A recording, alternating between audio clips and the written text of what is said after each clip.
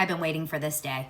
I've been waiting for this day. Justin Baldoni has finally added Stephanie Jones to the defendants list. He is finally adding Stephanie Jones as someone he is suing, because I have always thought that it started with Stephanie Jones. Stephanie Jones is the CEO of Jones Works, and she is responsible for getting those original text messages that were found in Jen Abel's phone over to Team Lively. Jen Abel, if you guys remember, is Justin's publicist who worked with Wayfarer and Justin and Jamie Heath and that whole team with Melissa Nathan during It Ends With Us, during the whole promotion, and she ended up leaving Jones Works and Stephanie in quite a little bit of a difficult separation, and I don't think Miss Stephanie was happy about it.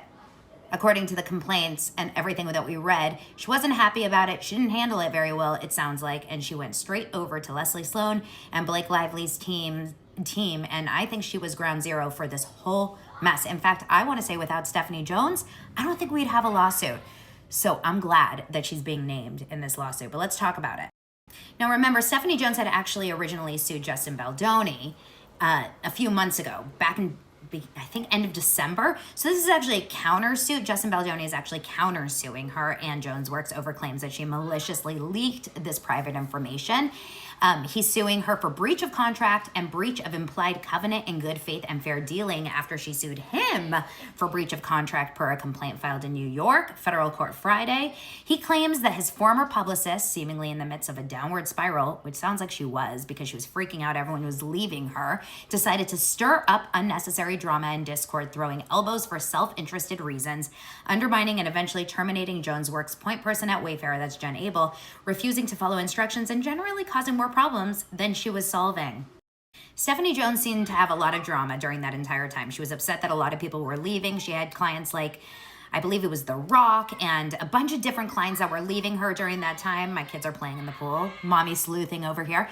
And so she was going through a lot of drama at that time, and it seemed like she was feeling out of control. She was traveling and she was doing all the wrong things. She was contacting Daily Mail when she shouldn't have, and she was finding all these issues, or she was creating all these issues. And Jamie Heath, co-producer on the film, and Jen Abel were like, stop, you're not supposed to be doing that. And Stephanie's like, I got it. I'm the CEO here. I got it. And it clearly was not working because she was going against their plan, which was don't talk to anyone, don't badmouth Blake Lively, don't say a word. And she was like, no, I got it, which was actually going against their plan.